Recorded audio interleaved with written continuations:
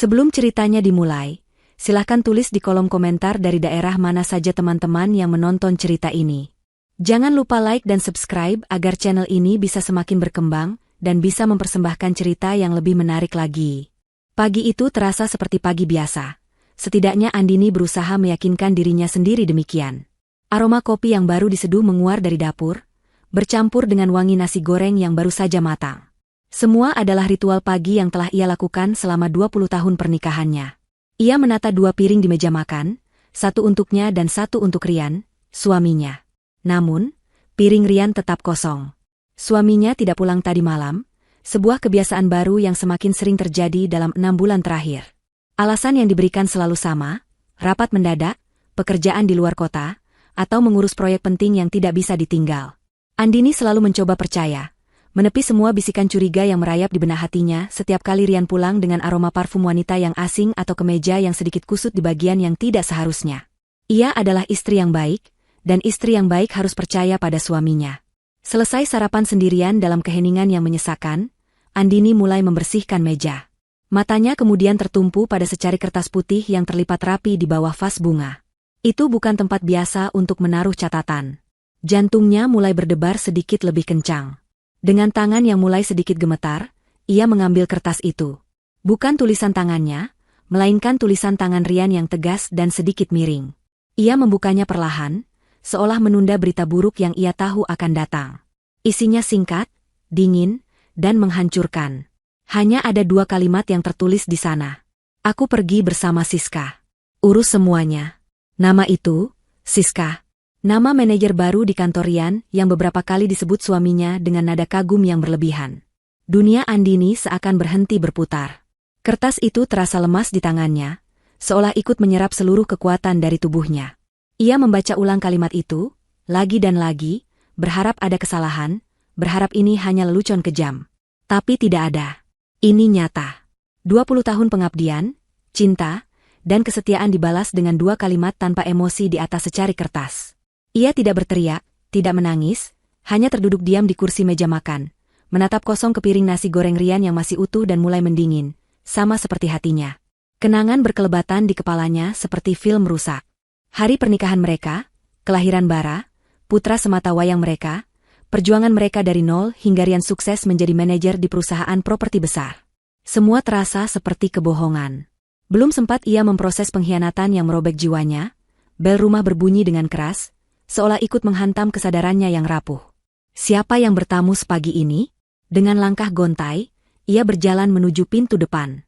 Dari balik tirai jendela, ia melihat 2 pria berbadan tegap dengan kemeja ketat berdiri di teras rumahnya. Wajah mereka keras dan tanpa ekspresi. Perasaan tidak enak semakin menjadi. Ia membuka pintu dengan ragu. Selamat pagi, apa benar ini kediaman Bapak Rian Wiryawan? Tanya salah satu pria itu dengan suara berat dan datar. Andini hanya bisa mengangguk pelan. Kami dari perusahaan pembiayaan Mega Finance. Ada beberapa urusan tunggakan yang perlu kami selesaikan dengan Bapak Rian. Lanjut pria yang satunya, matanya menatap tajam seolah sedang menilai setiap inci diri Andini. Rian sedang tidak ada di rumah, jawab Andini lirih. Pria pertama tersenyum tipis, senyum yang tidak mencapai matanya. Kami tahu, Bu. Menurut data kami, beliau sudah tidak di sini. Tapi urusan ini menyangkut Ibu juga, sebagai penjamin. Penjamin? Andini merasa bingung. Seingatnya, ia tidak pernah menandatangani surat jaminan apapun. Pria itu seolah bisa membaca pikirannya. Ia mengeluarkan selembar dokumen dari map yang dibawanya. Di sana tertera perjanjian pinjaman atas nama Rian Wiryawan senilai 800 juta rupiah. Dan di bagian bawah, di kolom penjamin, tertera tanda tangan yang sangat mirip dengan tanda tangannya. Ia ingat sekarang, sekitar 3 bulan lalu Rian memintanya menandatangani setumpuk dokumen untuk investasi properti baru. Rian berkata itu hanya formalitas, dan Andini, dengan kepercayaan penuh, menandatanganinya tanpa membaca detailnya. Betapa bodohnya dia. Pinjaman ini sudah jatuh tempo dan tidak ada pembayaran sama sekali selama 2 bulan terakhir, kata pria kedua dengan nada mengancam. Total hutang beserta bunga dan dendanya sekarang mencapai 800 juta rupiah. 800 juta. Angka itu berdengung di telinga Andini. Lidahnya terasa keluh. Dari mana ia bisa mendapatkan uang sebanyak itu? Semua tabungan keluarga dipegang oleh Rian. Ia hanyalah seorang ibu rumah tangga yang menerima uang bulanan secukupnya. Rumah ini, kata pria pertama sambil menunjuk ke seluruh bangunan, adalah aset yang dijadikan jaminan dalam perjanjian ini. Sesuai prosedur, kami memberikan waktu 1 minggu dari hari ini untuk pelunasan. Jika dalam 1 minggu tidak ada pembayaran, maka dengan sangat menyesal, kami akan memulai proses penyitaan rumah ini. Kaki Andini terasa lemas. Ia bersandar di kusen pintu agar tidak jatuh. Rumah ini adalah segalanya baginya. Disinilah ia membesarkan Bara, disinilah semua kenangan keluarganya tercipta. Dan kini, rumah itu akan diambil darinya. Setelah suaminya pergi, kini satu-satunya tempat ia bernaung juga akan hilang. Para pria itu tidak menunggu jawabannya. Mereka hanya meletakkan salinan surat peringatan di tangannya dan berbalik pergi, meninggalkan Andini yang berdiri mematung dengan kehancuran yang bertumpuk-tumpuk. Ia menutup pintu dan tubuhnya merosot ke lantai. Tangis yang sedari tadi ditahannya akhirnya pecah. Ia menangis sejadi-jadinya, mengeluarkan semua rasa sakit, pengkhianatan, dan ketakutan yang menghimpit dadanya. Ia merasa menjadi wanita paling malang di dunia. Ditinggalkan suami, dililit hutang raksasa, dan akan segera menjadi tunawisma. Ia berteriak dalam tangisnya, memanggil nama Rian, melampiaskan amarah dan keputusasaannya pada dinding yang bisu. Ia tidak tahu harus berbuat apa, tidak tahu harus meminta tolong pada siapa. Semuanya terasa gelap dan tanpa harapan. Di tengah isak tangisnya yang memilukan, ia mendengar suara pintu depan terbuka dan langkah kaki yang mendekat. Itu Bara, putranya, sudah pulang dari sekolah. Bara berdiri diam di ambang pintu ruang tamu, menatap ibunya yang terduduk kacau di lantai dengan ransel masih di punggungnya. Wajahnya yang biasanya ceria kini terlihat serius. Ia berjalan mendekat, meletakkan tasnya dengan perlahan di atas sofa, lalu berjongkok di depan Andini. Ia tidak banyak bertanya, hanya menatap ibunya dengan tatapan yang anehnya terasa sangat dewasa. "Ibu kenapa?" tanyanya lembut. Andini tidak bisa menjawab. Ia hanya menyerahkan surat peringatan dari debt collector itu dengan tangan gemetar. Bara mengambilnya, membacanya dengan cepat. Alisnya sedikit berkerut, namun tidak ada kepanikan di wajahnya. Setelah selesai membaca, ia meletakkan surat itu di meja. Ia lalu mengulurkan tangannya, mengelus punggung ibunya yang masih bergetar hebat. Andini menatap wajah putranya, mencari sedikit saja kepanikan yang sama, tapi tidak menemukannya. Yang ia lihat hanyalah ketenangan yang aneh, ketenangan yang hampir tidak masuk akal dalam situasi segila ini. Ketenangan itulah yang akhirnya membuat Andini bisa sedikit mengendalikan isak tangisnya. Di tengah keheningan yang hanya diisi oleh sisa isak tangis Andini, Bara memegang pundak ibunya dengan kedua tangannya, memaksanya untuk menatap matanya. Tatapan remaja itu begitu dalam dan mantap, seolah menyimpan kekuatan yang tidak pernah Andini ketahui. Kemudian, ia mengucapkan kalimat yang paling tidak terduga, kalimat yang terdengar seperti omong kosong di tengah badai kehancuran itu, namun diucapkan dengan keyakinan yang begitu mutlak. "Ibu tenang saja. Hutang 800 juta itu jangan dipikirkan. Semuanya sudah Bara atasi." Kalimat yang diucapkan Bara tidak membawa kelegaan bagi Andini. Sebaliknya, kalimat itu justru menyulut emosi lain dalam dirinya, yaitu amarah yang bercampur dengan keputusasaan. Bagaimana bisa putranya yang baru berusia 17 tahun, yang dunianya seharusnya hanya seputar sekolah, teman, dan ujian, berbicara seolah hutang 800 juta adalah masalah sepele yang sudah ia selesaikan? Kemarahan itu muncul dari rasa takutnya, dari perasaannya bahwa bahkan putranya sendiri tidak mengerti betapa dalamnya jurang kehancuran tempat mereka terperosok. "Apa maksudmu, Bara?" hardik Andini, suaranya serak karena menangis. "Kamu pikir ini apa? Masalah uang jajan? Ini 800 juta. Rumah kita akan disita. Kita akan tinggal di jalan. Dan kamu bilang sudah kamu atasi? Jangan bercanda di saat seperti ini." Andini berdiri, mondar-mandir di ruang tamu dengan gelisah. Ia menatap Bara dengan tatapan tidak percaya. Anaknya itu masih berjongkok di lantai, menatapnya dengan sabar, membiarkan semua amarah dan frustrasi ibunya tumpah ruah. Tidak ada pembelaan diri, tidak ada argumen balasan. Bara hanya diam, menunggu badai di dalam diri ibunya sedikit mereda. Sikapnya yang begitu dewasa justru membuat Andini semakin merasa terasing. Seharusnya mereka berdua sama-sama panik, sama-sama menangis, sama-sama takut. Tapi Bara tidak. Melihat ibunya mulai kehabisan tenaga untuk marah, Bara bangkit berdiri. Tingginya kini sudah sedikit melebihi Andini. Ia berjalan ke dapur, mengambil segelas air putih, dan memberikannya pada ibunya. "Minum dulu, Bu. Tenangkan diri ibu," ujarnya dengan suara yang tetap lembut namun tegas. Andini ingin menolak, tapi tenggorokannya terasa kering dan sakit. Ia menerima gelas itu dan meminumnya hingga tandas. Bara kemudian menuntunnya untuk duduk di sofa. Ia duduk di samping Andini, menciptakan jarak yang cukup agar ibunya tidak merasa terintimidasi. Keheningan menyelimuti mereka selama beberapa menit. Andini mengatur napasnya yang masih tersengal.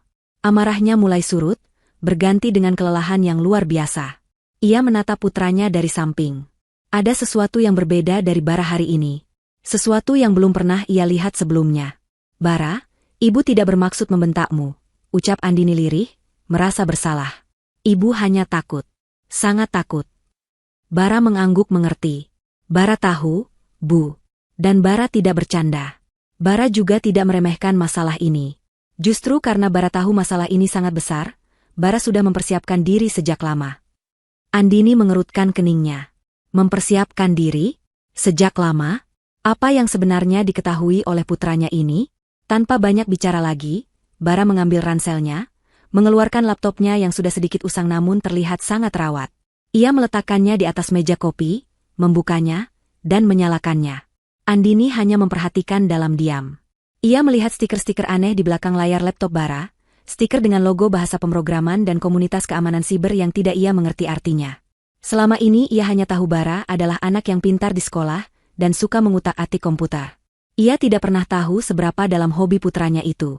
Layar laptop menyala, menampilkan desktop yang penuh dengan folder dan ikon-ikon program yang asing bagi Andini. Jari-jari Bara menari dengan cepat di atas keyboard.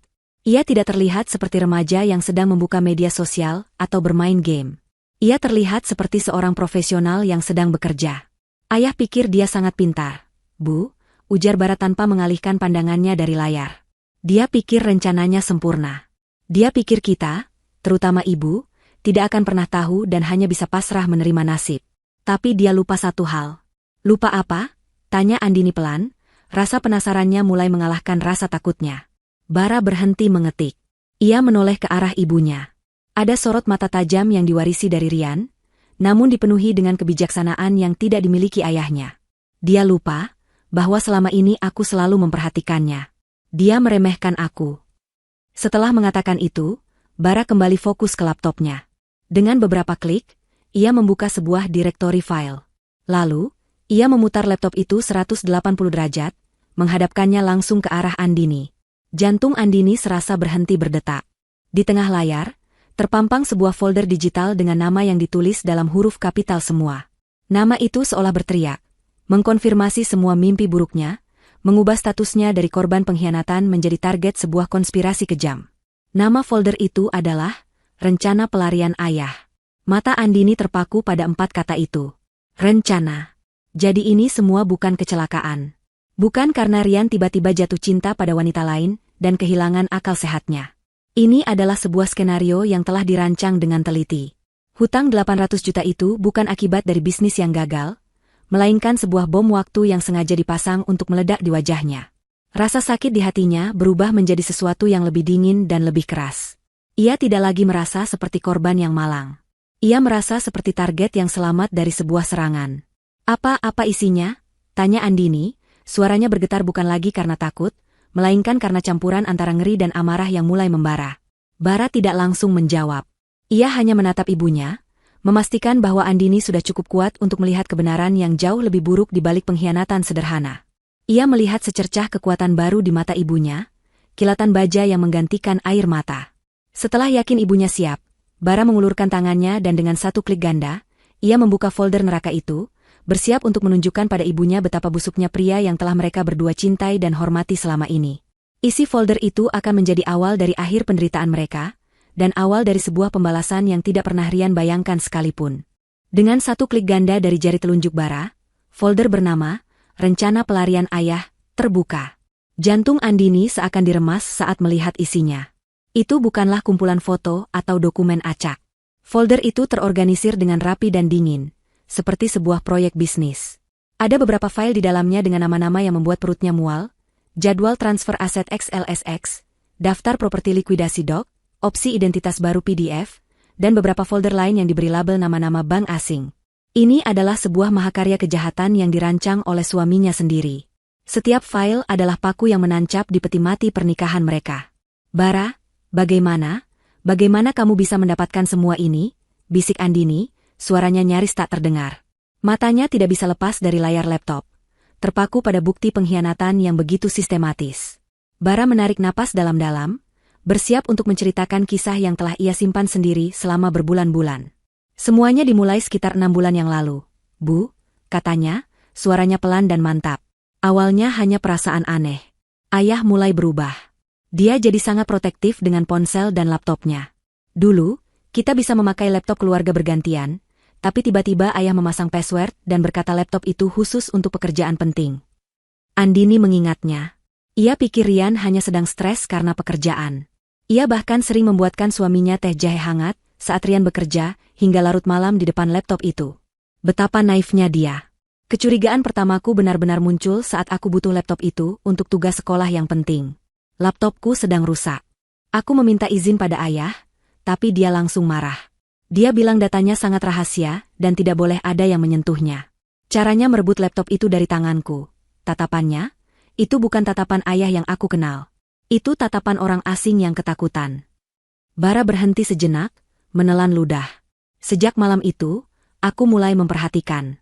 Aku mendengar telepon-teleponnya yang aneh di garasi saat tengah malam. Dia tidak pernah menyebut nama, hanya dia atau kamu. Suaranya berbeda, Bu. Bukan suara tegas seorang manajer atau suara lembut seorang suami. Suaranya terdengar licik. Aku pernah mendengar sepintas dia berkata, tenang saja, dia tidak akan curiga sedikitpun. Dia terlalu sibuk mengurus rumah. Setiap kata yang diucapkan Bara adalah belati yang mengiris hati Andini. Ia telah dibicarakan seperti itu, dianggap sebodoh itu oleh pria yang tidur seranjang dengannya setiap malam. Puncaknya adalah saat aku tidak sengaja melihat notifikasi di ponselnya yang tergeletak di meja. Notifikasi dari aplikasi perbankan yang aku tidak kenal namanya. Saat aku bertanya, ayah bilang itu aplikasi untuk investasi kantor. Tapi aku sempat mencari nama aplikasi itu di internet. Itu adalah aplikasi untuk jual beli aset digital. Sejak saat itu, aku tahu ada sesuatu yang sangat salah. Disinilah Bara mengambil keputusan terbesar. Ia merasa seperti pengkhianat. Tetapi firasatnya mengatakan bahwa jika ia tidak melakukan apa-apa, sesuatu yang buruk akan menimpa ibunya. Aku merasa sangat bersalah, Bu. Tapi aku harus tahu kebenarannya. Saat ayah sedang mandi, aku meminjam laptopnya dengan alasan mengerjakan tugas. Aku memasang sebuah program kecil di dalamnya. Sebuah keylogger. Program itu merekam semua yang diketik di keyboard dan mengirimkan laporannya ke emailku. Andini terkesiap. Putranya yang pendiam dan penurut ternyata memiliki sisi lain yang tidak pernah ia duga. Tapi tidak ada penghakiman di matanya, hanya kekaguman yang bercampur ngeri. Laporan pertama yang masuk ke emailku adalah password laptop ayah. Dari sana, semuanya terbuka, lanjut Bara. Aku menunggu sampai ayah pergi bekerja, lalu aku membuka laptopnya. Aku menemukan folder ini, tapi awalnya terkunci. Dengan menggunakan data dari keylogger, aku menemukan password folder ini. Dan di dalamnya, aku menemukan semua email antara ayah dan Tante Siska. Bara membuka sebuah file teks. Isinya adalah salinan dari puluhan email. Andini memaksakan diri untuk membacanya. Isinya lebih menyakitkan dari surat cerai manapun. Ada percakapan mesra, rencana liburan ke Eropa, dan diskusi detail mengenai bagaimana cara menguras aset perusahaan Rian secara perlahan. Ada email dari Siska yang berbunyi, cepat selesaikan urusanmu, sayang. Aku sudah tidak sabar mencoba butik-butik di Milan. Perempuan desa itu tidak pantas mendapatkan semua hartamu. Dan balasan dari Rian yang membuat darah Andini mendidih. Sabar, cintaku. Tinggal satu langkah lagi. Pinjaman besar terakhir cair minggu depan. Setelah itu, aku akan tinggalkan dia dengan hutang yang akan membuatnya sibuk seumur hidup. Dia tidak akan punya waktu atau uang untuk mengejar kita. Kita akan bebas. Air mata yang tadinya sudah kering kini mengancam untuk turun lagi, tetapi kali ini bukan air mata kesedihan. Ini adalah air mata amarah. Ia telah diperdaya, dihina, dan direncanakan untuk dihancurkan secara finansial dan mental. Tapi itu bukan penemuan terburuknya, Bu, kata Bara, suaranya berubah menjadi lebih berat. Matanya menatap Andini lekat-lekat, seolah mengukur kekuatannya. Ada satu hal lagi. Sesuatu yang akan menjadi bukti mutlak kejahatan mereka. Ayah merekam ini, mungkin untuk koleksi pribadi atau untuk memeras Siska suatu hari nanti, aku tidak tahu. Tapi ini akan jadi senjata kita. Jari Bara bergerak menuju sebuah file video dengan nama yang tampak normal, Progres proyek Sentul MP4. Ia mengkliknya. Program pemutar video terbuka, dan sebuah rekaman mulai diputar. Latar belakangnya adalah sebuah kamar hotel yang mewah. Rian dan Siska duduk di sofa, dengan sebotol sampanye dan 2 gelas di meja. Wajah Rian memerah karena alkohol, sementara Siska bersandar manja di bahunya. Mereka tertawa, jelas sedang merayakan sesuatu. Kemudian, Rian mengangkat gelasnya. Untuk kebebasan kita, serunya, suaranya sedikit cadel. Siska tertawa genit. Dan untuk kebodohan istrimu. Aku tidak percaya dia menandatangani semua surat jaminan itu tanpa membacanya. Sudah kubilangkan?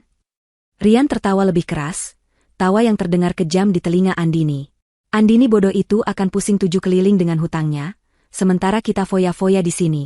Dia pikir aku kerja keras untuknya? Hah, aku kerja keras untuk kita, sayang. Rekaman itu terus berjalan. Setiap detiknya adalah siksaan bagi Andini. Ia melihat suaminya, pria yang ia cintai, merendahkannya dengan cara yang paling hina. Ia melihat wanita itu, Siska, tertawa di atas penderitaan yang direncanakan untuknya. Momen itu mengubah segalanya. Rasa sakit di hatinya membeku, mengeras, dan berubah menjadi baja. Tidak ada lagi kesedihan. Yang tersisa hanyalah amarah yang dingin dan keinginan membara untuk membalas. Video itu selesai, dan layar laptop kembali menampilkan daftar file yang mengerikan. Andini tidak bergerak. Ia hanya menatap layar dengan tatapan kosong, tetapi di dalam dirinya, sebuah keputusan telah dibuat. Ia tidak akan hancur. Ia akan melawan. Keheningan yang mencekam menyelimuti ruang tamu setelah video itu berakhir. Suara tawa kejam Rian dan Siska seolah masih menggema di udara, meninggalkan jejak beracun yang membuat napas terasa sesak. Andini duduk tegak di sofa, punggungnya kaku. Air matanya sudah benar-benar kering, digantikan oleh kilatan berbahaya di matanya yang kini tampak lebih tajam dan fokus. Wajahnya pucat, tetapi ekspresinya bukan lagi ekspresi korban yang putus asa. Itu adalah ekspresi seseorang yang baru saja dideklarasikan perang dan bersiap untuk menyerang balik. Ia menoleh pada Bara, putranya yang dengan tenang telah membongkar semua kebusukan ini. "Di mana uangnya, Bara?" tanyanya, suaranya datar dan dingin, tanpa getar sedikitpun. Pertanyaannya bukan lagi tentang bagaimana cara bertahan hidup, melainkan bagaimana cara merebut kembali apa yang menjadi hak mereka. Bara mengerti perubahan dalam diri ibunya. Inilah yang ia harapkan. Ibunya tidak hancur, tetapi bangkit. Ayah tidak sebodoh itu menyimpannya di bank biasa, Bu. Uang dari pinjaman dan hasil penjualan aset fiktif perusahaan itu langsung dia putar. Dia mengubah semuanya menjadi aset digital, atau yang biasa disebut cryptocurrency. Andini mengerutkan kening. Istilah itu terdengar asing dan rumit. "Maksudmu seperti saham?" "Mirip, tapi berbeda," jelas Bara dengan sabar. "Bayangkan saja ini seperti emas digital, Bu. Nilainya bisa naik turun. Kelebihannya, sulit dilacak dan tidak terikat pada satu bank atau negara. Dia menyimpannya di sebuah brankas digital yang super aman, namanya cold wallet. Itu seperti USB khusus yang menyimpan semua asetnya secara offline, jadi tidak bisa diretas lewat internet. Sangat aman, hampir tidak mungkin ditembus." Penjelasan itu membuat harapan Andini sedikit meredup. Jika begitu aman, bagaimana mereka bisa mengambilnya kembali? Bara seakan bisa membaca pikirannya. Tapi ayah melakukan satu kesalahan. Sebelum dia kabur, dia harus memindahkan semua aset dari berbagai sumber ke dalam satu dompet utama itu. Untuk melakukannya, dia harus menghubungkan dompet itu ke laptopnya. Dan saat itulah aku berhasil menyalin aplikasi dompet digital itu ke dalam hard disk eksternal milikku, lengkap dengan file-file kuncinya. Bara mengeluarkan sebuah hard disk kecil dari sakunya. "Semua yang kita butuhkan ada di sini. Kita punya brankasnya, tapi kita tidak punya kuncinya. Kuncinya adalah sebuah password yang sangat rumit." Ia menghubungkan hard disk itu ke laptopnya dan membuka sebuah program. Tampilan program itu sangat sederhana dan elegan. Latar belakang hitam dengan logo futuristik, dan di tengahnya hanya ada satu kotak putih yang berkedip, menuntut untuk diisi. Di atasnya tertulis, "Masukkan kata sandi Anda." "Inilah dinding terakhirnya," kata Bara. "Aku sudah mencoba menembusnya selama 2 minggu terakhir. Setiap malam saat ibu sudah tidur. Aku mencoba ratusan, bahkan ribuan kombinasi. Tapi tidak ada yang berhasil." Andini menatap layar itu, seolah menantang Rian secara langsung melalui program tak bernyawa itu. "Apa saja yang sudah kamu coba?" "Semuanya," jawab Bara sambil menghela napas. "Aku mulai dengan hal-hal yang sentimental. Tanggal lahir ibu, tanggal pernikahan kalian dalam berbagai format, nama lengkapku, nama kecil ibu, nama hewan peliharaan kita dulu, alamat rumah pertama kalian. Semua gagal. Lalu aku beralih ke hal-hal yang berhubungan dengan pekerjaannya. Nama proyek pertamanya, nama perusahaan, plat nomor mobil kesayangannya. Hasilnya sama, nihil. Bara menyandarkan punggungnya ke sofa, tampak lelah. Aku hampir menyerah tadi malam. Aku berpikir mungkin passwordnya adalah kombinasi acak dari huruf dan angka yang tidak akan pernah bisa kita tebak. Aku merasa gagal, Bu. Aku sudah sejauh ini tapi terhenti di depan gerbang terakhir. Andini terdiam, pikirannya bekerja keras. Ia mencoba menyelami pikiran Rian, pria yang telah hidup bersamanya selama 20 tahun. Benar, Rian bukan orang yang sentimental. Ia sering lupa tanggal ulang tahun pernikahan mereka. Ia tidak terlalu peduli pada hal-hal romantis. Baginya, semua itu adalah hiasan yang tidak penting. Yang penting baginya adalah status, pencapaian, dan pengakuan. Rian adalah pria yang didorong oleh egonya yang sangat besar. Ia selalu ingin menjadi yang nomor satu, yang paling hebat, yang paling dihormati. Ia sering berceramah pada Bara, di dunia ini, kamu harus jadi raja, nak. Kalau tidak, kamu akan diinjak-injak. Sebuah ide mulai terbentuk di benak Andini. Ide yang terasa sangat masuk akal sekaligus gila. Bara, panggilnya pelan. Kamu salah fokus. Kamu mencoba mencari password di dalam hatinya. Tapi pria seperti ayahmu tidak menyimpan rahasia terbesarnya di hati. Dia menyimpannya di dalam egonya. Bara menatap ibunya dengan bingung. Maksud ibu? Coba pikirkan, kata Andini. Apa hal yang paling penting bagi ayahmu? Bukan aku, bukan kamu. Yang paling penting baginya adalah dirinya sendiri. Citranya sebagai seorang pria sukses, seorang pemimpin, seorang penguasa. Passwordnya bukanlah sesuatu yang ia sayangi, melainkan sesuatu yang menggambarkan siapa dirinya menurut pikirannya sendiri. Mata Bara melebar. Sebuah pencerahan terlintas di wajahnya. Ia teringat semua ucapan ayahnya, semua kesombongan dan arogansinya. Ia teringat bagaimana ayahnya selalu menyebut dirinya sebagai raja dalam keluarga. Bagaimana mungkin ia melupakan hal itu? Ia segera kembali menghadap laptop. Jemarinya terasa sedikit kaku karena gugup. Ini adalah kesempatan terakhir mereka. Aku sadar, passwordnya bukan sesuatu yang ia sayangi, tapi sesuatu yang menggambarkan egonya. Bisik Bara, lebih pada dirinya sendiri, mengulangi kata-kata ibunya seolah itu adalah sebuah mantera. Ia menatap kotak password yang berkedip itu. Lalu, dengan perlahan namun pasti, ia mulai mengetik. Bukan kombinasi angka atau tanggal, melainkan sebuah frasa. Sebuah deklarasi. Jemarinya menekan setiap tombol dengan mantap. Aku adalah raja. Setelah huruf terakhir diketik, Bara menarik napas sejenak. Ia melirik ibunya, yang menahan napas sambil menatap layar. Dengan satu gerakan terakhir yang mantap, Bara menekan tombol, Enter. Untuk sesaat, tidak ada yang terjadi. Layar program itu membeku. Jantung Andini dan Bara seakan berhenti berdetak. Apakah ini akhir dari segalanya? Apakah mereka gagal? Lalu, terdengar suara, klik, yang sangat lembut dari speaker laptop. Antarmuka program itu berubah total. Latar belakang hitam yang tadinya kosong kini menampilkan serangkaian grafik rumit, daftar transaksi, dan yang paling penting, sebuah angka saldo yang ditulis dengan huruf tebal di bagian paling atas. Andini mencondongkan tubuhnya lebih dekat, matanya menyipit untuk memastikan ia tidak salah lihat. Angka itu begitu panjang hingga otaknya perlu waktu beberapa detik untuk memprosesnya. Itu bukan 800 juta. Angka yang tertera di layar itu jauh lebih besar dari itu. Napas yang sedari tadi ditahannya akhirnya terlepas dalam sebuah desahan penuh keterkejutan. Di depan matanya, di dalam brankas digital suaminya, tersimpan aset senilai hampir 3 miliar rupiah. Angka 3 miliar rupiah itu seakan bersinar di layar laptop, memancarkan cahaya yang menyilaukan dan menyesakan. Untuk beberapa detik yang terasa sangat panjang, Andini tidak bisa bernapas. Kepalanya terasa pusing, dan ia harus berpegangan pada tepi meja kopi agar tidak limbung. Jumlah uang itu, di satu sisi, adalah tiket menuju kebebasan dari mimpi buruknya. Namun di sisi lain, itu adalah monumen digital dari pengkhianatan Rian. Setiap angka 0 di belakang angka 3 itu mewakili kebohongan, manipulasi, dan rencana kejam yang telah disusun suaminya selama berbulan-bulan, bahkan mungkin bertahun-tahun. Itu bukan sekadar uang. Itu adalah harga dari 20 tahun pernikahannya yang ternyata palsu. Sementara Andini masih berjuang dengan gelombang emosi yang campur aduk, Bara sudah bergerak dengan efisiensi seorang ahli bedah digital. Matanya yang tajam memindai setiap sudut antar muka dompet digital itu. Ia tidak terpukau oleh jumlahnya, ia lebih tertarik pada cara kerja dan jejak yang ditinggalkan. "Lihat ini, Bu," katanya, suaranya menarik Andini kembali dari lamunannya. Ia menunjuk ke sebuah tab bertuliskan, "Riwayat Transaksi". Di sana, terpampang daftar panjang transaksi masuk yang terjadi dalam 3 bulan terakhir. Bara menunjuk satu persatu, menghubungkan titik-titik kejahatan ayahnya. Transaksi ini, 800 juta rupiah. Masuk tepat di hari ayah meminta ibu menandatangani surat investasi itu. "Ini adalah uang pinjaman yang sekarang ditagihkan pada kita," jelasnya. Jarinya bergerak ke bawah.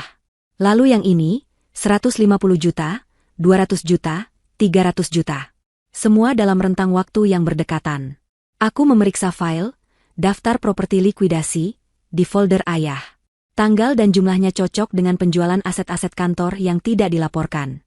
Ayah menggelapkan uang perusahaan. Setiap penjelasan Bara adalah bukti baru yang semakin memperkuat kasus mereka. Rian bukan hanya seorang suami yang tidak setia, ia adalah seorang kriminal. Bara kemudian kembali ke folder, rencana pelarian ayah, dan membuka file lain yang belum mereka periksa, opsi identitas baru PDF. Layar menampilkan pindaian beberapa dokumen. Ada paspor dari negara kecil di Karibia dengan foto Rian, tetapi menggunakan nama Alexander Hartono. Ada juga akta pendirian perusahaan cangkang di Panama, yang didirikan untuk mencuci uang hasil kejahatannya agar terlihat sah. Rian telah merencanakan segalanya dengan begitu detail. Ia tidak hanya ingin kabur, ia ingin menghapus jejaknya dan terlahir kembali sebagai orang lain, orang kaya raya yang terhormat di belahan dunia lain. Andini merasakan hawa dingin merayap di punggungnya. Pria yang ia nikahi ternyata adalah orang asing yang sama sekali tidak ia kenal. Dia bahkan sudah menyiapkan alibinya, kata Bara dengan nada getir. Ia membuka sebuah dokumen Word terakhir yang berjudul, Prosedur Keamanan Aset Doc. Isinya bukan dokumen teknis, melainkan sebuah naskah. Naskah percakapan yang Rian tulis untuk dirinya sendiri, berisi panduan langkah demi langkah tentang cara melaporkan dompet digitalnya sebagai korban peretasan setelah ia berhasil menarik semua uangnya. Di sana tertulis poin-poin seperti, tunjukkan kepanikan yang wajar saat melapor ke polisi, sebutkan kemungkinan peretas dari Eropa Timur untuk mengalihkan kecurigaan, buat jejak digital palsu seolah-olah ada upaya login dari alamat IP asing. Rian tidak hanya mencuri dan kabur, ia sedang membangun sebuah narasi di mana ia adalah korban. Sebuah sandiwara yang dirancang untuk memberinya simpati sekaligus membersihkan namanya dari uang haram yang ia bawa. Amarah Andini mencapai puncaknya. "Cukup sudah. Pria itu tidak boleh dibiarkan menang. Kita harus mengambil semua uang itu sekarang. Bara, pindahkan ke rekening ibu secepatnya," desak Andini, suaranya tajam dan mendesak. Namun, Bara menggelengkan kepalanya. Wajahnya terlihat serius. "Tidak bisa, Bu. Tidak sekarang. Ada satu masalah besar." "Masalah apa lagi?" Bara mengarahkan perhatian Andini kembali ke antarmuka dompet digital itu. Ia mengklik tab, Keamanan. Di sana, ada beberapa lapisan proteksi. Tapi satu hal yang menarik perhatiannya. Sebuah notifikasi berwarna kuning dengan ikon jam pasir. Bara membacanya dengan suara keras. "Protokol keamanan perangkat baru aktif. Untuk melindungi aset Anda dari akses tidak sah, verifikasi biometrik akan diwajibkan untuk semua transaksi penarikan. Fitur ini akan aktif sepenuhnya dalam waktu 72 jam. Andini menatapnya bingung. Apa artinya itu? Artinya, Bara menjelaskan dengan perlahan agar ibunya mengerti, ayah pasti sudah menyiapkan ponsel baru atau perangkat lain di tempat persembunyiannya untuk mengakses dompet ini. Saat dia menghubungkan perangkat barunya itu, sistem keamanan dompet secara otomatis mengunci semua transaksi penarikan selama 3 hari. Ini adalah fitur standar untuk mencegah pencuri langsung menguras isinya jika perangkat asli dicuri. Selama 72 jam ke depan, tidak ada seorang pun yang bisa menarik uang dari sini. Baik kita, maupun ayah. Wajah Andini kembali pucat. Jadi, harta karun itu ada di depan mata mereka, tetapi terkurung di dalam brankas dengan jam yang terus berdetak. Jadi, setelah 3 hari, dia bisa mengambil semuanya. Benar. Setelah hitungan mundur itu selesai, dia bisa menggunakan sidik jari atau pemindai wajah di perangkat barunya untuk menguras semua isinya. Dan kita tidak akan bisa melakukan apa-apa, jawab Bara. Andini bersandar di sofa, kepalanya terasa berat. Mereka hanya diberi jendela harapan sesaat, sebelum jendela itu ditutup kembali. Mereka punya waktu 3 hari sebelum semua uang itu hilang selamanya. Tetapi selama 3 hari itu pula, mereka tidak bisa berbuat apa-apa. Keputusasaan mulai merayap kembali ke dalam hatinya. Namun, Bara melihatnya dari sudut pandang yang berbeda. Jangan lihat seperti itu, Bu. Ini justru sebuah kesempatan. Andini menatapnya tak mengerti. Jam yang berdetak ini juga berlaku untuk ayah. Lanjut Bara, matanya berbinar dengan percikan ide. Selama 72 jam ke depan, dia juga tidak bisa menyentuh uang itu. Dia akan memeriksa saldonya, melihatnya masih utuh, dan merasa aman. Dia akan berpikir rencananya berjalan mulus. Dia tidak tahu bahwa kita sudah berada di dalam brankasnya, hanya menunggu waktu yang tepat untuk menyerang. Kita punya waktu 3 hari untuk merencanakan langkah kita dengan sempurna. Perlahan, Andini mulai memahami maksud putranya. Ini bukanlah jalan buntu. Ini adalah gencatan senjata yang tidak direncanakan. 3 hari. Waktu yang cukup untuk mengubah posisi mereka dari korban yang panik menjadi pemburu yang sabar dan penuh perhitungan. Waktu yang cukup untuk menyusun sebuah rencana pembalasan yang tidak hanya akan menyelamatkan mereka, tetapi juga akan memberikan pelajaran yang tidak akan pernah Rian lupakan seumur hidupnya. Hitungan mundur 72 jam itu tidak membuat Andini panik. Sebaliknya, tenggat waktu itu justru menjadi cambuk yang membangkitkan sisi dirinya yang telah lama tertidur. Sisi yang tegas, penuh perhitungan, dan tidak kenal takut. Ia menatap Bara, yang dengan cerdas telah memberinya peta dan kunci menuju medan perang. Kini, giliran dirinya yang menjadi jenderal untuk mengatur strategi. Naluri pertamanya adalah mengikuti saran Bara untuk tetap tenang dan berpikir. Mengambil uang itu secara membabi buta hanya akan menimbulkan masalah hukum baru. Mereka harus melakukannya dengan cara yang cerdas, bersih, dan legal. Kita butuh bantuan profesional. Bara, kata Andini dengan suara mantap. Kamu adalah jenius di dunia digital, tapi ini sudah masuk ke ranah hukum. Penipuan, penggelapan aset, pencucian uang. Kita tidak bisa menanganinya sendiri. Bara mengangguk setuju. Ia telah melakukan tugasnya dengan membawa mereka sejauh ini. Sekarang, mereka butuh ahli di bidang yang berbeda. Andini memejamkan mata sejenak, memutar otaknya, mencari nama dari masa lalunya. Tiba-tiba, sebuah nama muncul. Ratna. Seorang teman lamanya semasa kuliah yang kini menjadi pengacara sukses, terkenal dengan otaknya yang tajam dan reputasinya sebagai pengacara perceraian yang tidak pernah kalah.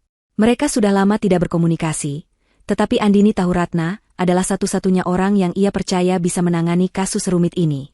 Tanpa ragu, ia mencari nomor telepon firma hukum milik Ratna di internet dan langsung meneleponnya.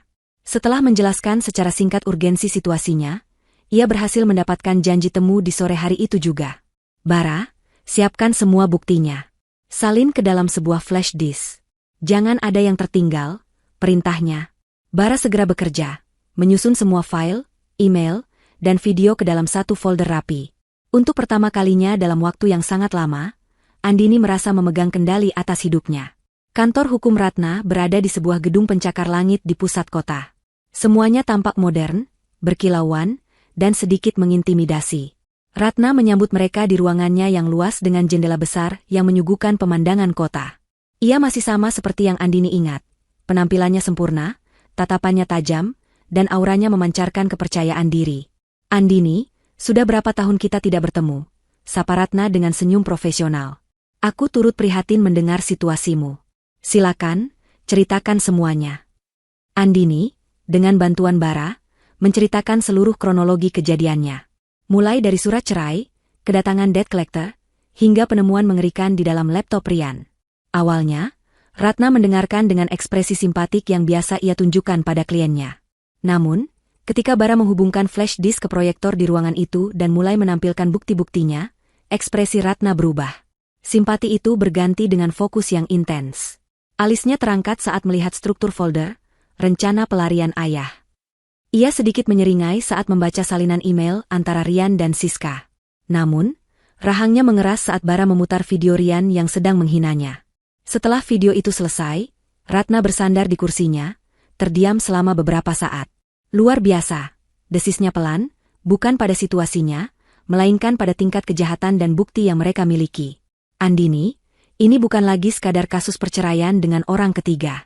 Ini adalah kasus penipuan dan penggelapan berencana dengan bukti digital kelas A suamimu, atau lebih tepatnya calon mantan suamimu, sangat arogan sampai-sampai ia mendokumentasikan kejahatannya sendiri. Ia kemudian menatap Bara dengan tatapan kagum. Dan kamu, anak muda. Kamu luar biasa. Kamu baru saja memberikan kita semua amunisi yang kita butuhkan untuk memenangkan perang ini. Ratna kemudian berjalan ke arah papan tulis putih di ruangannya. Baiklah, sekarang lupakan cara berpikir sebagai korban. Kita akan menyusun strategi serangan balik. Ia mengambil spidol dan mulai menulis. Pertama, katanya, masalah hutang 800 juta itu. Insting pertama kalian pasti ingin melunasinya dengan uang dari dompet digital itu, kan? Jangan lakukan itu. Andini dan Bara saling berpandangan. Kenapa? Tanya Andini. Karena Rian pasti memantau dompet itu, jawab Ratna. Jika ada pergerakan uang keluar sedikit pun sebelum waktu tunggunya habis, ia akan curiga dan bisa mempercepat rencananya atau mempersulit kita. Kita harus membuatnya tetap merasa aman dan nyaman di persembunyiannya. Kita harus membuatnya percaya bahwa rencananya berjalan sempurna, dan kamu sedang menangis panik di rumah. Strategi itu terdengar cerdas sekaligus kejam. Andini menyukainya. Jadi, apa yang harus kita lakukan? Tanya Andini. Besok pagi, kata Ratna dengan senyum licik, kita akan datangi perusahaan pembiayaan itu. Dan kita akan lunasi seluruh hutang 800 juta itu. Lunas. Tunai. Tapi, pakai uang dari mana? Pakai uangku, jawab Ratna enteng. Anggap saja ini pinjaman lunak dari firmaku untuk klien prioritas. Kita akan buat seolah-olah kamu berhasil mengumpulkan uang dari pinjaman keluarga dan menjual semua perhiasanmu. Ini akan membuatmu terlihat seperti korban yang bertanggung jawab di mata hukum, sekaligus mengirimkan sinyal yang salah pada Rian. Dia akan berpikir kamu sudah kehabisan segalanya. Rencana itu brilian. Dengan satu langkah, mereka bisa mengamankan rumah, memperbaiki citra Andini, dan menidurkan kewaspadaan musuh mereka. Langkah kedua, lanjut Ratna, kita menunggu. Kita biarkan jam itu terus berdetak. 60 jam, 40 jam, 24 jam. Selama waktu itu, Bara, tugasmu adalah mempersiapkan segalanya untuk melakukan transfer kilat. Pastikan tidak ada celah. Dan aku akan menyiapkan sebuah rekening aman atas nama Andini yang tidak terhubung dengan akun perbankan lamanya. Ia kemudian berjalan mendekati meja dan menatap Andini lekat-lekat. Matanya berkilat penuh semangat. Lalu, inilah bagian terbaiknya, bisik Ratna, seolah berbagi rahasia besar. Kita tidak akan menunggu sampai detik terakhir. Tepat di jam ke-71, 1 jam sebelum kunci biometrik Rian aktif, Bara akan menekan tombol Enter. Dalam hitungan menit, seluruh 3 miliar rupiah itu akan berpindah dari dompetnya ke rekening aman milikmu. Saat Rian bangun dengan penuh kemenangan, bersiap untuk mengakses harta karunnya, yang akan ia temukan hanyalah saldo nol besar dan debu digital. Kita tidak hanya akan mengambil kembali apa yang menjadi hakmu, kita akan melakukannya dengan cara yang paling elegan, paling legal, dan paling menghancurkan egonya. Sebuah senyum dingin yang belum pernah ia rasakan sebelumnya perlahan terukir di wajah Andini. Rencana ini sempurna. Ini bukan lagi soal uang. Ini soal keadilan. Ini soal merebut kembali kehormatan yang telah diinjak-injak. Di ruangan yang dingin ber-AC itu, di bawah bimbingan seorang pengacara yang lihai, sang ibu rumah tangga yang hancur hati telah sepenuhnya berubah menjadi seorang wanita yang siap berperang. Dan ia tahu, ia akan memenangkan perang ini. Keesokan paginya, matahari terbit dengan warna yang berbeda bagi Andini. Itu bukan lagi cahaya pucat yang menyoroti keputusasaannya, melainkan fajar keemasan yang menandai dimulainya serangan balasan. Ia tidak lagi memakai daster kusam yang telah menjadi seragam kesedihannya. Pagi itu, ia memilih blus terbaiknya, merias wajahnya dengan tipis namun tegas, dan menatap pantulan dirinya di cermin dengan tatapan yang tidak pernah ia miliki sebelumnya. Tatapan seorang wanita yang tidak akan diremehkan lagi. Tepat pukul 9 pagi, ia tiba di kantor perusahaan pembiayaan Mega Finance. Kali ini, ia tidak datang sendirian dengan langkah gontai. Ia diapit oleh seorang asisten hukum muda yang dikirim oleh Ratna, seorang pria rapi bernama Daniel, yang membawa sebuah koper kulit. Mereka berjalan melewati resepsionis dan langsung meminta untuk bertemu dengan manajer penagihan. Dua pria berbadan tegap yang kemarin mendatanginya dengan angkuh kini berdiri di sudut ruangan, menatapnya dengan campuran rasa ingin tahu dan curiga. Saat manajer itu datang dan duduk di hadapan mereka, Andini tidak banyak bicara. Ia membiarkan Daniel yang mengambil alih. Selamat pagi, Pak. Kami di sini mewakili Ibu Andini untuk menyelesaikan seluruh kewajiban pinjaman atas nama Bapak Rian Wiryawan, kata Daniel dengan tenang sambil membuka kopernya. Ia mengeluarkan setumpuk dokumen dan sebuah cek manajer. Total pokok beserta bunga dan denda adalah 800 juta rupiah. Benar. Manajer itu mengangguk, masih sedikit bingung dengan perubahan situasi yang drastis. Matanya melirik ke arah Andini, seolah mencari tanda-tanda kepanikan seperti kemarin, namun tidak menemukannya. Daniel meletakkan cek itu di atas meja. Ini, cek senilai 800 juta rupiah. Mohon diperiksa dan segera proses surat pelunasannya beserta pencabutan sita jaminan atas properti klien kami. Mata manajer itu dan kedua anak buahnya melebar saat melihat angka yang tertera di cek. Mereka saling berpandangan, tak percaya. Kemarin wanita ini menangis histeris di depan pintu rumahnya. Hari ini ia datang dengan pengacara dan melunasi hutang sebesar itu seolah-olah itu bukan apa-apa. Mereka mengambil cek itu, memeriksanya dengan teliti, dan setelah melakukan konfirmasi ke bank, wajah mereka berubah dari curiga menjadi hormat. Proses administrasi yang biasanya memakan waktu lama tiba-tiba menjadi sangat cepat dan efisien. Kurang dari 1 jam kemudian, Andini sudah memegang surat keterangan lunas di tangannya. Dokumen itu terasa lebih berharga dari emas. Rumahnya aman. Fondasi hidupnya telah ia rebut kembali. Saat berjalan keluar dari gedung itu, Andini bisa merasakan tatapan para debt collector di punggungnya. Tatapan yang bukan lagi ancaman, melainkan kekaguman. Itu adalah kemenangan kecil pertamanya, dan rasanya sangat manis. 2 hari berikutnya terasa seperti keheningan sebelum badai. Andini dan Bara menjalani hari-hari mereka seperti biasa, tetapi ada energi listrik di udara yang mereka berdua rasakan. Mereka membersihkan rumah, memasak, dan menonton televisi, tetapi pikiran mereka terpaku pada jam digital yang terus berdetak mundur di layar laptop Bara. Setiap jam yang berlalu, ketegangan semakin meningkat. Bara sudah mempersiapkan segalanya. Skrip transfer sudah ia tulis, jalur transaksi sudah ia enkripsi berlapis-lapis, dan rekening aman yang disiapkan Ratna sudah siap menerima dana. Semua hanya tinggal menunggu 1 klik. Malam penentuan itu akhirnya tiba. 1 jam sebelum tenggat waktu 72 jam berakhir. Ruang tamu mereka gelap, hanya diterangi oleh cahaya keperakan dari layar laptop di atas meja. Andini duduk di samping Bara, jantungnya berdebar kencang di dalam dadanya. Ini adalah momen puncaknya. Seluruh masa depan mereka bergantung pada beberapa detik ke depan. Sudah siap, Bu, bisik Bara, jemarinya sudah berada di atas mouse. Andini menarik napas panjang, menghembuskannya perlahan untuk menenangkan debaran jantungnya. Ia menatap wajah putranya yang tampak begitu fokus dan dewasa di bawah cahaya monitor. Ia mengangguk dengan mantap. Lakukan, nak. Dengan satu gerakan halus, Bara mengklik tombol, jalankan. Di layar, sebuah jendela terminal kecil muncul, menampilkan baris-baris kode yang bergerak dengan cepat. Proses transfer sedang berlangsung. Mereka berdua menatap layar tanpa berkedip. Sebuah baris kemajuan perlahan terisi, dari 0%, 10%, 30%. Terasa seperti selamanya. Lalu, di antarmuka dompet digital Rian, angka saldo yang tadinya fantastis mulai bergerak. Angka itu berputar mundur dengan kecepatan yang mengerikan, seperti mesin hitung yang rusak. 3 miliar, 2,5 miliar, 1 miliar, 500 juta. Terus turun hingga akhirnya berhenti di satu angka yang paling indah yang pernah Andini lihat. 0. Beberapa detik kemudian, sebuah notifikasi muncul di sudut kanan bawah layar. Pesan dari aplikasi perbankan baru Andini. Dana masuk sebesar 2.987.453.120 rupiah, telah berhasil diterima di rekening Anda. Sudah selesai. Mereka berhasil. Bara bersandar di kursinya, melepaskan ketegangan dari bahunya. Andini tidak berteriak, tidak melompat kegirangan. Reaksinya jauh lebih dalam dari itu.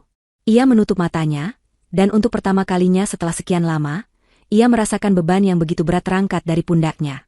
Beban hutang, beban pengkhianatan, beban ketakutan akan masa depan, semuanya lenyap. Saat ia membuka matanya kembali, air mata mengalir di pipinya. Tapi kali ini, itu adalah air mata kelegaan. Sebuah senyum tulus, senyum kemenangan yang paling murni, perlahan terukir di wajahnya. Ia menoleh pada Bara dan menarik putranya ke dalam pelukan erat. Terima kasih, jagoan mama, bisiknya di sela-sela isak tangis bahagia. Malam itu, mereka tidak merayakannya dengan pesta mewah. Perayaan mereka jauh lebih sederhana dan bermakna. Mereka memasak 2 bungkus mie instan di dapur, makanan kesukaan Bara saat kecil. Sambil menyantap mie panas di meja makan yang kini terasa begitu nyaman dan aman, Andini menatap putranya. Mereka telah melalui neraka bersama dan keluar sebagai pemenang. Mereka telah mengamankan masa depan mereka. Tapi Andini tahu, ini belum berakhir. Sambil meletakkan mangkuknya, Andini menatap Bara dengan sorot mata yang baru, sorot mata yang dipenuhi kekuatan dan tujuan.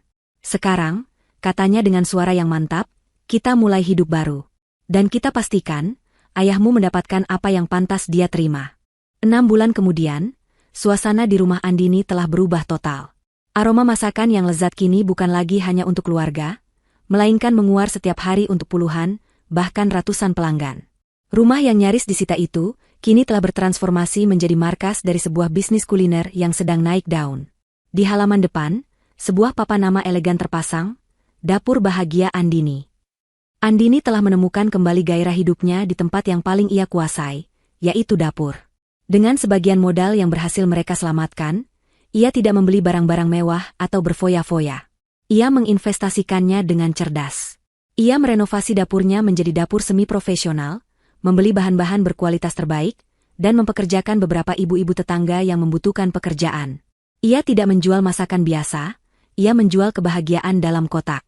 Menu andalannya adalah paket catering makan siang sehat untuk kantor-kantor dan nasi tumpeng modern untuk berbagai perayaan. Setiap hidangan ia masak dengan hati, dengan resep warisan ibunya yang ia modifikasi dengan sentuhan modern. Kesuksesan, Dapur Bahagia Andini, tidak lepas dari peran sang pangeran teknologi, Bara. Ia bukan sekadar anak yang membantu ibunya. Ia adalah mitra bisnis yang sesungguhnya. Bara merancang dan membangun sebuah situs web yang canggih untuk usaha mereka, lengkap dengan sistem pemesanan online, pembayaran digital, dan manajemen pelanggan. Ia juga mengelola kampanye pemasaran di media sosial dengan sangat efektif, menargetkan para pekerja kantor dan keluarga muda di sekitar kota. Foto-foto masakan Andini yang ia ambil dengan teknik profesional, selalu berhasil membuat siapapun yang melihatnya menjadi lapar.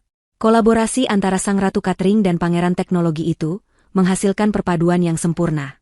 Pesanan membanjir setiap hari. Telepon di rumah mereka tidak henti-hentinya berdering. Andini yang dulu sering murung dan tidak percaya diri, kini berubah menjadi seorang wanita pengusaha yang sibuk dan bersemangat. Ia memimpin tim kecilnya dengan cekatan, mengatur jadwal pengiriman, dan bahkan sesekali menyapa langsung para pelanggannya yang setia. Ia menemukan tujuan baru, menemukan harga dirinya kembali bukan sebagai istri Rian, tetapi sebagai Andini, sang pemilik dapur bahagia. Hubungan antara ibu dan anak itu pun menjadi lebih kuat dari sebelumnya. Mereka bukan lagi hanya keluarga, mereka adalah tim.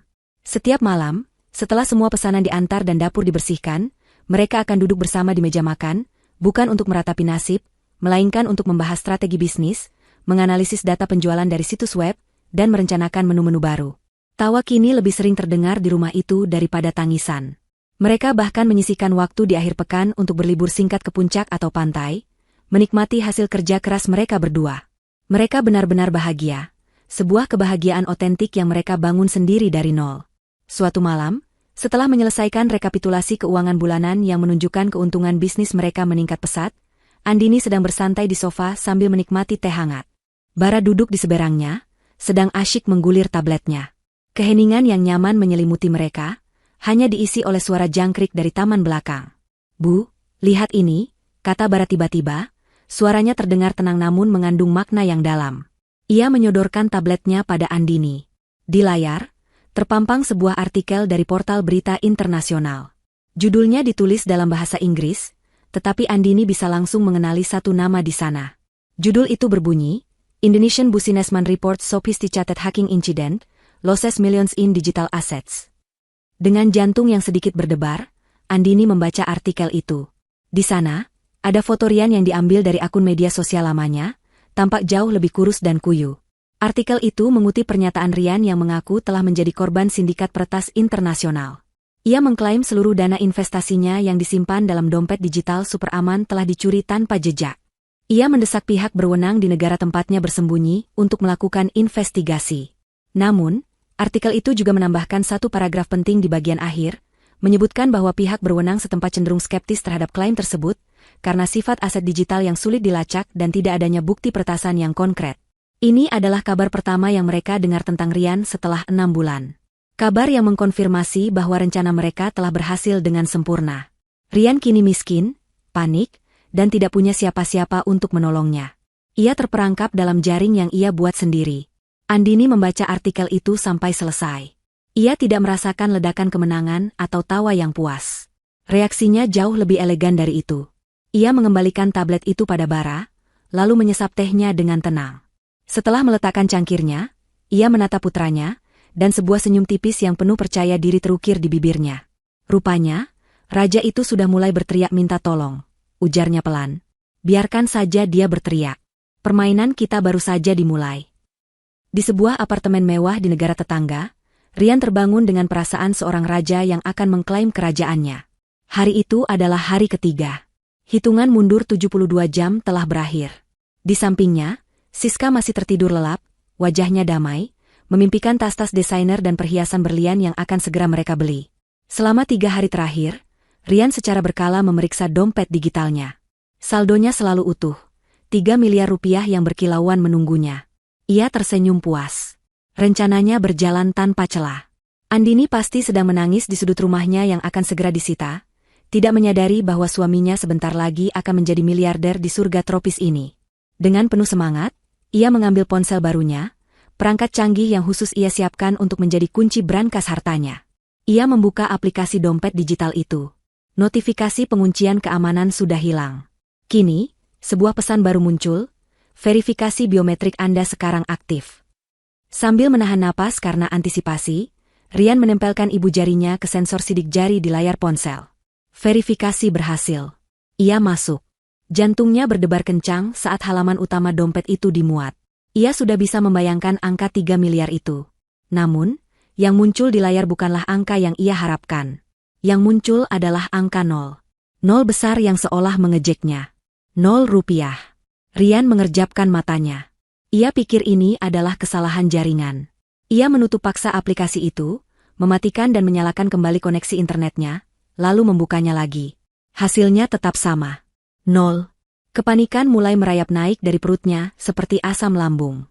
Ia memeriksa riwayat transaksi. Di sana, ada satu transaksi keluar yang sangat besar, dilakukan tepat 1 jam sebelum kunci biometriknya aktif. Seluruh dananya, setiap rupiah terakhir, telah dipindahkan ke sebuah rekening yang tidak dikenal. Tidak mungkin, tidak mungkin. Desisnya, suaranya bergetar. Keringat dingin mulai membasahi pelipisnya.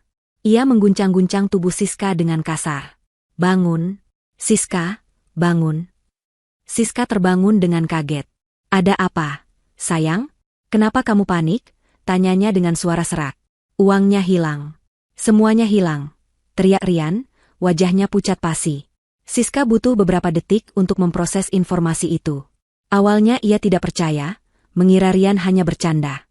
Tapi melihat kepanikan yang nyata di mata Rian, senyumnya lenyap. Hilang bagaimana?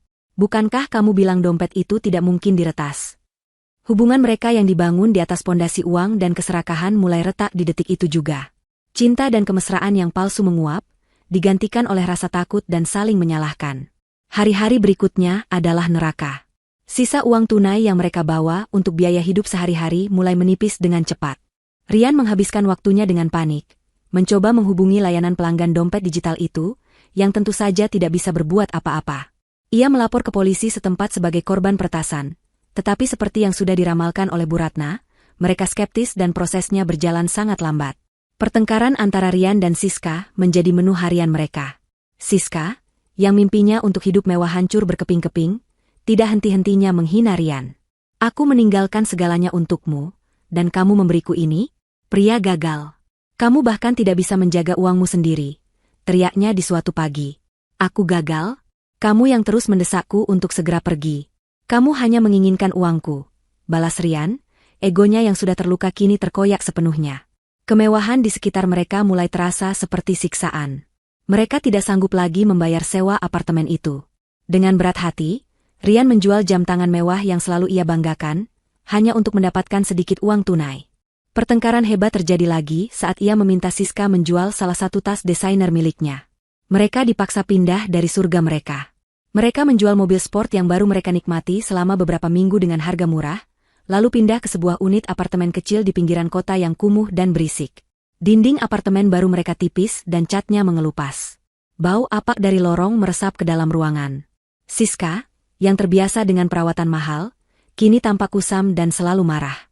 Rian, yang dulu adalah seorang manajer yang dihormati, kini menjadi pria pengangguran yang putus asa. Egonya yang setinggi langit telah runtuh menjadi debu. Ia mencoba mencari pekerjaan, mengirimkan resumenya yang mengesankan ke berbagai perusahaan. Beberapa kali ia dipanggil untuk wawancara. Dengan sisa-sisa pesonanya, ia berhasil membuat pewawancara terkesan. Namun, semuanya selalu berakhir dengan cara yang sama. Setelah melakukan pemeriksaan latar belakang, perusahaan akan meneleponnya kembali dengan penolakan yang dingin. Mohon maaf, Pak Rian. Kami menemukan catatan kurang baik mengenai Anda di beberapa asosiasi bisnis. Kami tidak bisa melanjutkan proses rekrutmen ini.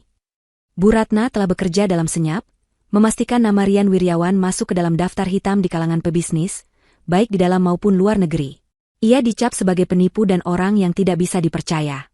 Rian terisolasi, terperangkap, dan tidak punya jalan keluar. Ia benar-benar telah kehilangan segalanya. Puncak dari kejatuhannya terjadi di suatu malam yang lembab.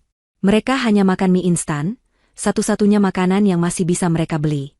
Keheningan di antara mereka penuh dengan kebencian. Tiba-tiba, pintu apartemen mereka yang reot digedor dengan keras.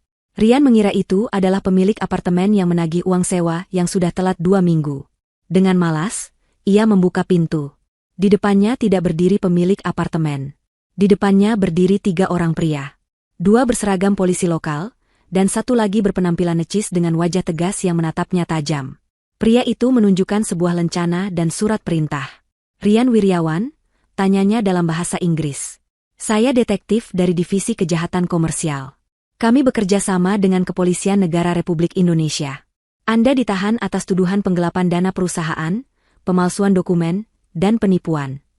Waktu seakan berhenti bagi Rian. Kakinya terasa seperti jeli. Dari balik bahu Rian, Siska menatap dengan mata terbelalak, wajahnya pucat pasi. Ia sadar bahwa ini bukanlah akhir dari penderitaan Rian saja, tetapi juga awal dari mimpi buruknya sendiri. Saat borgol dingin itu diklik mengunci pergelangan tangannya, Rian akhirnya mengerti. Ini bukanlah hasil dari sebuah peretasan.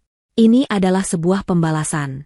Pembalasan yang dirancang dengan sempurna oleh istri dan anak yang telah ia remehkan. 1 tahun kemudian, Dapur Bahagia Andini bukan lagi sekadar usaha catering rumahan.